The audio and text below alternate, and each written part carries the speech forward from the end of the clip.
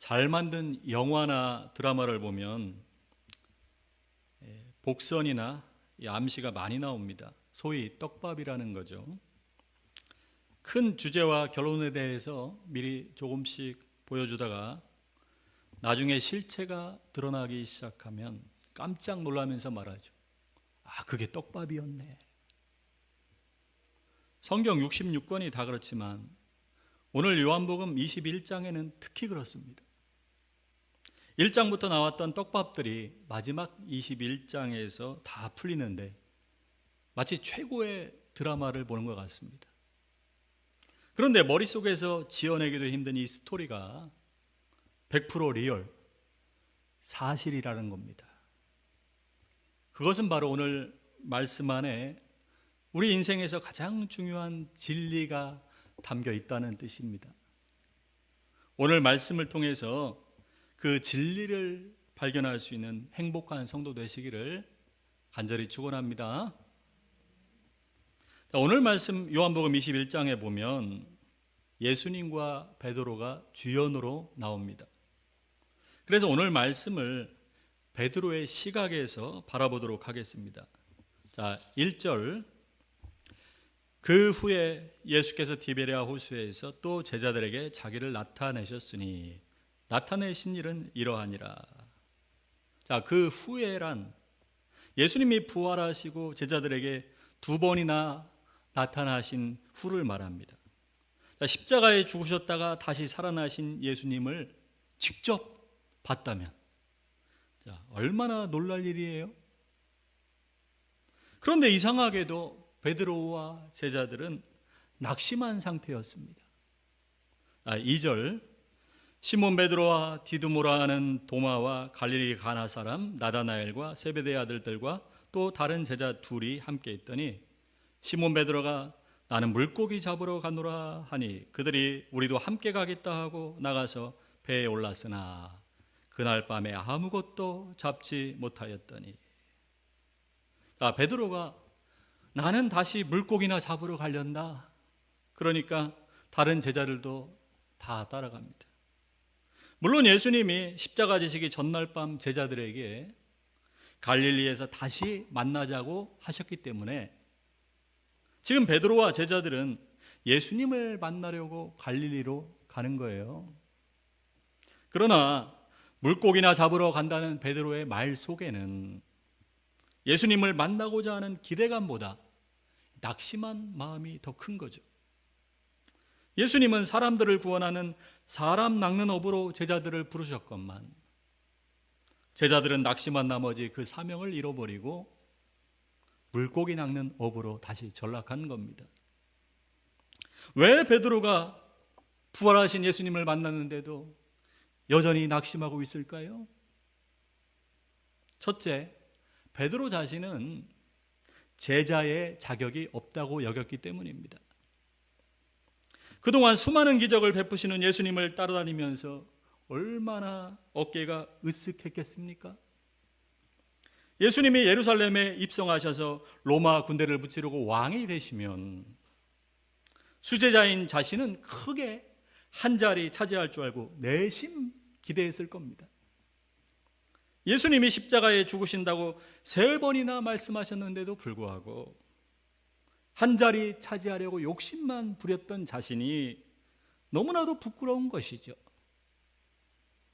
십자가 지시기 전날 밤 예수님이 겟세마네 동산에서 고통 가운데 기도하실 때 옆에서 쿨쿨 잠이나 자고 있었던 자신이 너무나도 한심스러웠던 것이죠. 모두 다 예수님을 버린다 해도 자신은 죽어도 예수님을 배신하지 않겠다고 호언장담했는데 3번씩이나 예수님을 배신했으니 너무나도 죄책감이 밀려오는 것이죠. 그래서 베드로는 자신이 제자의 자격이 없다고 여긴 겁니다. 우리도 그럴 수 있습니다. 예수님보다도 세상에 있는 것들을 더 사랑한 내 자신이 부끄럽고 세상 일에는 열심히면서 영적으로는 게을러서 깨어있지 못하는 내 자신이 한심스럽고 주님 말씀대로 살겠다고 다짐했건만 또다시 배신하는 내 모습에 죄책감이 밀려오는 것이죠. 그래서 베드로처럼 나도 하나님 자녀로서, 예수님 제자로서 자격이 없다고 여기는 겁니다. 베드로가 부활하신 예수님을 만났음에도 여전히 낙심했던 두 번째 이유는 예수님이 부활하신 것은 믿지만 자신과는 상관없는 일이라고 생각했기 때문입니다. 물론 예수님이 죽음에서 다시 부활하신 것은 놀랍고 기뻐해야 할 일이지만 왜 예수님이 부활하셨는지 그 의미를 모르게 혼란스러웠던 것이죠. 베드로는 여전히 패배감과 죄책감과 허탈감에 사로잡혀 있었습니다. 부활하신 예수님이 아닌 연약한 자신에게 집중하다 보니까 당장 먹고 살아야 하는 그 현실적인 문제로 고민하게 되는 겁니다. 우리 또한 예수님의 부활을 믿으면서도 내 삶과는 별로 상관없게 느낄 수 있습니다. 예수님은 부활하셨지만 나는 여전히 연약해서 날마다 죄에 넘어지고 여전히 날마다 염려하면서 먹고 사는 현실적인 문제로 고민하는 것이죠. 자, 그렇게 베드로와 제자들이 먹고 사는 문제로 밤새도록 고기를 잡았지만 허탕이었습니다. 자, 3절 하반절에 그날 밤에 아무것도 잡지 못하였더니, 제자들은 뱃사람의 오랜 경험과 지식을 의지해서 밤새도록 고기를 잡았지만 결국 아무것도 얻지 못했습니다. 자, 우리도 주님을 의지하지 않고 인간적인 방법으로 문제를 해결하려 한다면 결국 아무리 수고해도 아무것도 얻지 못한 빈 그물처럼 공허하고 헛된 결과를 맞이할 겁니다. 설령 세상에 있는 것들을 많이 얻는다 해도 그 모든 것들이 헛된 열매가 될 뿐입니다. 그래서 로마서 6장 21절에 너희가 그때 무슨 열매를 얻었느냐, 이제는 너희가 그 일을 부끄러워하나니 이는 그 마지막이 사망임이라. 그럼에도 감사하고 소망이 있는 것은 결코 주님은 나를 포기하시지 않는다는 사실입니다. 패배감과 죄책감에 사로잡혀서 자격이 없다고 여기는 베드로에게 주님이 다시 찾아오신 것처럼 나에게도 다시 찾아오셔서 손을 내미십니다. 자, 4절, 날이 새어갈 때 예수께서 바닷가에 서셨으나 제자들이 예수이신 줄 알지 못하는지라. 예수께서 이르시되 얘들아 너희에게 고기가 있느냐 대답하되 없나이다. 이르시되 그물을 배 오른편에 던지라 그리하면 잡으리라 하시니 이에 던졌더니 물고기가 많아 그물을 들 수 없더라. 벌써 눈치채신 분들도 있겠지만 지금 이 장면은 예수님이 베드로와 제자들을 처음 부르실 때와 똑같은 상황이죠. 제자들은 마치 자신들이 타임머신을 타고 3년 전 그때로 되돌아간 것처럼 느꼈을 겁니다. 패배감과 죄책감에 사로잡혀 있는 베드로와 제자들에게 다시 찾아오셔서 지난 일은 그만이다, 이제 다시 시작하자, 이렇게 격려하시는 겁니다. 사랑하는 성도 여러분, 부활하신 주님이 지금 우리에게도 찾아오셔서 말씀하십니다. 지난 일은 그만이다, 이제 다시 시작하자. 예수님 처음 만났을 때 울면서 고백하던 말, 예수님 사랑합니다, 이제 주님을 위해서 살겠습니다. 그때 그 마음과 그 고백을 기억하고 그때 받은 그 사명과 그 말씀을 기억하고 주저앉았던 자리에서 주님의 손을 붙잡고 다시 일어서시기를 축원합니다. 자, 7절, 예수께서 사랑하시는 그 제자가 베드로에게 이르되 주님이시라 하니 시몬 베드로가 벗고 있다가 주님이라는 말을 듣고 겉옷을 두른 후에 바다로 뛰어내리더라. 자, 3년 전과 똑같은 상황임을 깨닫고 요한이 먼저 예수님을 알아보며 말합니다. 주님이시라. 그 말을 듣고 이 벗고 있던 베드로가 주님께 가려고 겉옷을 두른 후에 황급히 바다로 뛰어듭니다. 예수님이 직접 찾아오시니까 황송해서 빨리 영접해야겠는데 배를 끌고 가자니 이 잡은 고기를 처리해야 되는 시간이 너무 걸릴 것 같으니까 그냥 혼자서 바다로 뛰어든 거죠. 자, 그런데 왜 바다로 뛰어드는데 옷을 벗어야지 왜 거꾸로 옷을 입고 뛰어들었을까요? 이것은 단순히 예의를 갖추는 것을 넘어서 예수님에 대한 경외감을 나타내는 겁니다. 베드로가 예수님을 처음 만났을 때 그 거룩한 빛 앞에서 자기 속의 어두운 죄를 다 깨닫고는 주여 나를 떠나소서 나는 죄인입니다 라고 고백했었습니다. 그런데 이제 그 예수님이 십자가에 죽으시고 부활하신 하나님의 아들이심을 비로소 알게 된 것이죠. 그 하나님의 아들이신 주님이 몸소 죄인인 자신에게 찾아오신 것이 너무나도 황송한 것이죠. 하나님의 아들이시요 온 세상을 다스리시는 만왕의 왕이신 그분이 몸소 나를 위해 이 땅에 오셔서 나를 위해 십자가에 죽어주시고 나를 위해 다시 사시고 지금도 나에게 사랑의 음성으로 말씀하신다는 사실이 얼마나 놀랍고 황송한 일인 줄 아십니까? 그 놀라운 주님을 경외하며 살아가는 주의 백성 되시기를 간절히 축원합니다. 자, 8절. 다른 제자들은 육지에서 거리가 불과 한 50칸쯤 되므로 작은 배를 타고 물고기 든 그물을 끌고 와서 육지에 올라보니 숯불이 있는데 그 위에 생선이 놓였고 떡도 있더라. 밤새도록 고기잡이에 지쳐있던 제자들을 위해 생선과 떡을 준비해 주셨습니다. 베드로는 숯불 앞에서 몸을 녹이면서 예수님을 배신했지만 지금 예수님은 숯불 위에 손수 생선과 떡을 준비해 주십니다. 그 숯불 앞에서 자신을 배신한 베드로를 오히려 용서하시고 사랑과 은혜를 베푸시는 것이죠. 그러면서 베드로에게 하시고 싶었던 말씀은 이런 것이었을 겁니다. 뭘 먹을까, 뭘 입을까 염려하지 말아라. 내가 다 채워줄게. 또다시 물고기 잡으러 가지 말고 내가 너에게 맡겨준 그 사명대로 이제 사람 낚는 어부가 되라. 자, 10절.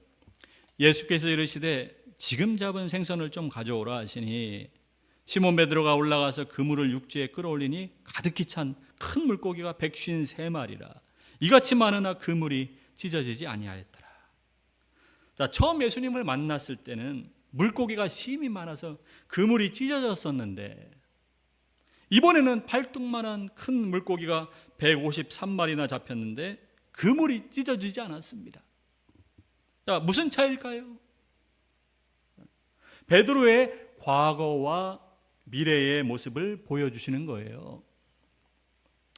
예전에 베드로는 세상 물고기를 위해 사는 인생이었습니다. 그러나 물고기가 아무리 많이 잡힌다 해도 세상에서 아무리 성공한다 해도 결국은 그물이 찢어지게 됩니다. 결국에는 다 놓고 가야 되는 것이죠. 이제부터는 뭘 먹을까 뭘 마실까 염려하는 인생이 아니라 먼저 그 나라와 그 일을 위해 사는 인생, 사람들의 영혼을 살리는 인생이 될 것을 보여주시는 거예요. 그런 인생은 결코 그물이 찢어지지 않고 주님이 보호해 주시고 책임져 주신다는 겁니다.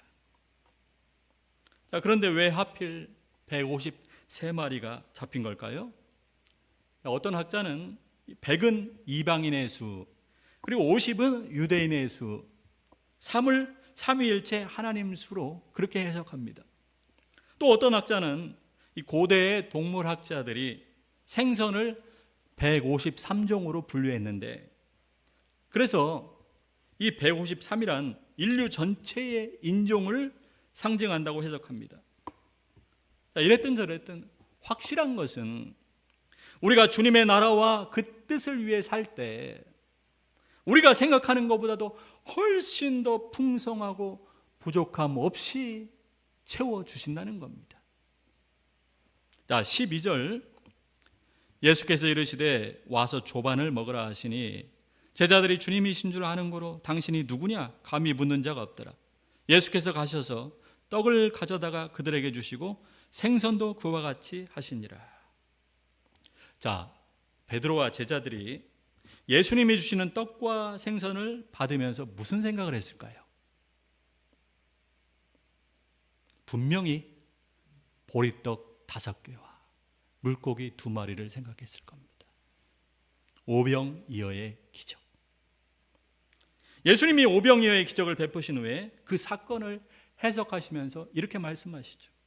나는 생명의 떡이니 나를 믿는 자는 결코 줄이지 않고 목마르지 아니하리라.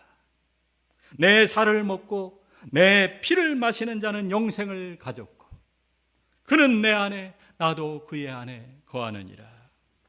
그런데 정말 이 말씀대로 예수님이 우리에게 영생을 주시기 위해서 십자가에서 자신의 살이 찢겨지고 피를 다 쏟으신 것이죠. 그러니 예수님이 주시는 떡과 생선을 받아먹는 베드로와 제자들의 심정이 어땠을까요?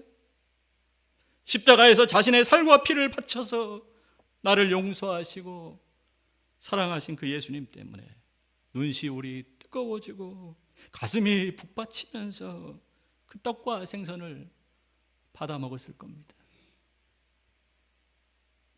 그래서 예수님은 마지막으로 베드로에게 그 사랑을 확인하십니다. 자, 15절 같이 시작. 그들이 조반 먹은 후에 예수께서 시몬 베드로에게 이르시되 요한의 아들 시몬아 네가 이 사람들보다 나를 더 사랑하느냐 하시니 이르되 주님 그러하나이다. 내가 주님을 사랑하는 줄 주께서 아시나이다. 이르시되 내 어린 양을 먹이라 하시고.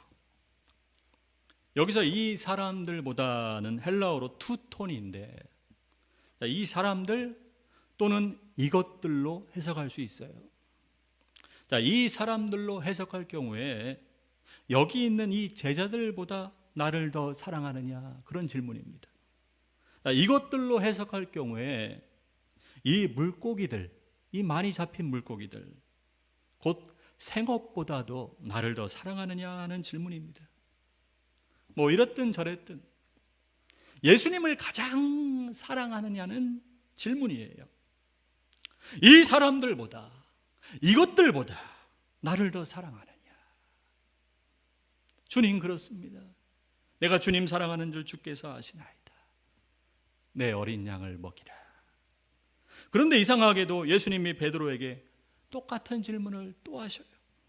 자, 16절 또 두 번째 이르시되 요한의 아들 시몬아 네가 나를 사랑하느냐 하시니 이르되 주님 그러하나이다. 내가 주님을 사랑하는 줄 주님께서 아시나이다. 이르시되 내 양을 치라 하시고 세 번째 이르시되 요한의 아들 시몬아 네가 나를 사랑하느냐 하시니 주께서 세 번째 네가 나를 사랑하느냐 하시므로 베드로가 근심하여 이르되 주님 모든 것을 아시오매 내가 주님을 사랑하는 줄 주님께서 아시나이다. 예수께서 이르시되 내 양을 먹이라. 세 번째 물으시니까 베드로가 근심하면서 대답하죠. 주님이 모든 것을 아십니다. 왜냐하면 베드로에게는 이 3이라는 숫자가 큰 트라우마로 남아 있어요. 공개석상에서 다 주님을 버릴지라도 나는 죽어도 주를 따르겠다고 맹세했었는데 하루도 못 되어서 예수님을 3번이나 강하게 부인했잖아요. 그리고 나서 예수님 말씀대로 닭이 울자 자기 정체성이 와르르 다 무너지는 듯한 그 트라우마를 겪은 거예요. 그런데 지금 예수님이 베드로에게 복수하시려고 이 트라우마를 떠올리게 하시는 걸까요?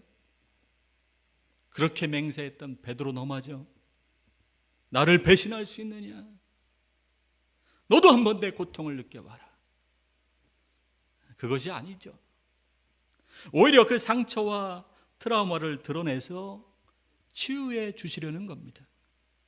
예수님을 3번 부인했던 베드로에게 네가 나를 사랑하느냐 3번 물으시면서 그 상처를 회복시키시고 그 마음을 주님의 사랑으로 채워주시려는 겁니다.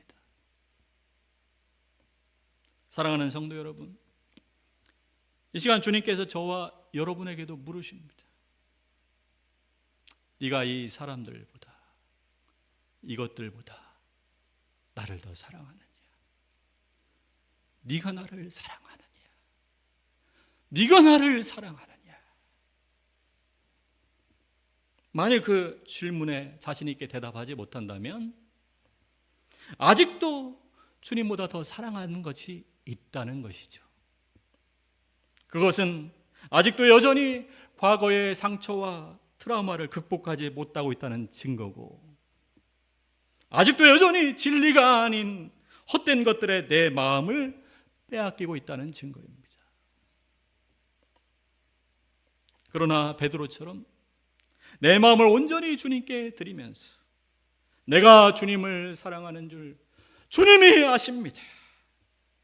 그렇게 고백한다면 그 놀라운 주님의 사랑이 내 모든 상처와 트라우마를 치유하고 회복시키십니다. 또한 그 사랑 때문에 예수님 말씀에 순종해서 이제는 나 자신이 아닌 양들을 위해 살 수 있습니다. 사랑은 순간의 감정이 아니라 사명으로 증명됩니다. 정말로 주님을 사랑하면 주님이 살리시려고 목숨을 바치신 그 양들을 위해 살게 되는 것이죠. 아직도 주님을 알지 못해서 낭떠러지로 가고 있는 양들을 주님께 인도하고 힘없고 연약한 양들을 돌보며 섬기는 일에 마음과 뜻을 다하는 겁니다. 행복하고 좋은 것은 시간이 빨리 가죠. 고통스럽고 힘든 것은 시간이 너무 천천히 가고, 마찬가지로 사랑하면은 시간이 빨리 갑니다.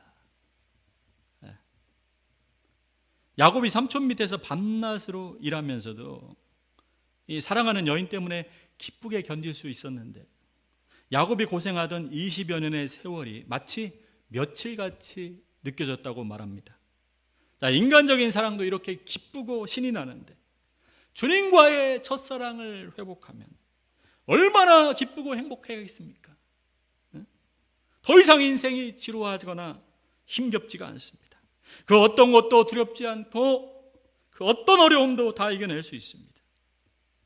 주님이 사랑하시는 그 양들을 돌보는 것이 힘들다 해도 기쁘게 감당할 수 있습니다. 양들을 주님께 인도하다가 모욕과 핍박을 당해도 긍휼히 여기며 참아낼 수 있습니다. 주님이 나에게 하신 것처럼 양들을 위해 내 목숨까지도 기꺼이 바칠 수 있는 것이죠. 자, 세계사의 중요한 인물 중에 크로멜이라는 장군이 나오는데, 이 크로멜은 1600년대 영국에서 청교도 혁명으로 왕당파를 무찌르고 공화정을 세운 인물입니다. 이 크로멜 시대에 병사 한 사람이 죄를 지어서 사형 선고를 받았는데, 이 사형은 교회 옆 광장에서 저녁 종소리와 함께 집행될 예정이었습니다. 그 병사에게는 사랑하는 한 여자가 있었는데 이 여인은 그를 살리기 위해서 크로멜 장군을 찾아가서 목숨만 살려달라고 애원해요. 그러나 엄격한 장군은 그 여인의 말을 들어주지 않는 겁니다. 여인은 곧바로 교회로 달려가 종치기에게 오늘 밤은 제발 종을 치지 말아달라고 간곡히 부탁했는데, 이게 웬일입니까? 그 종치기가 청각 장애인인 거예요. 종치기는 자신의 의무대로 종을 치기 시작했습니다. 그런데 이상하게도 사형장에는 종소리가 들리지 않는 거예요. 장군이 이상해 여겨서 종탑에 가보니까 종 앞에는 피투성이의 한 여인이 쓰러져 있었습니다. 여인은 종소리를 막기 위해서 온몸으로 종에 맞선 것이죠. 장군은 그것을 보고 너무 감동했고 사형수는 새 생명을 얻게 되었습니다. 이것이 바로 나를 향하신 예수님의 사랑입니다. 주님은 나를 죄와 사망에서 구원하시고 영생을 선물로 주시기 위해서 그 십자가의 고통을 마지막까지 참아내신 분입니다. 그 사랑 때문에 나를 위해서 마지막 피 한 방울까지 흘려주셨습니다. 그 사랑 때문에 베드로처럼 주님을 수없이 배신했던 나를 다시 용서하시고 받아주셨습니다. 그 사랑 때문에 베드로처럼 양들을 인도하며 섬기는 그 귀한 사명을 나에게 맡겨주셨습니다. 오늘 베드로처럼 그 놀라운 사랑을 깨달았어. 모든 패배감과 죄책감과 모든 상처와 트라우마에서 회복되시기를 바랍니다. 또한 주님이 나에게 맡겨주신 그 양들, 그 한 영혼을 살리고 주님께 인도하는 영광스러운 인생이 되기를 간절히 축원합니다.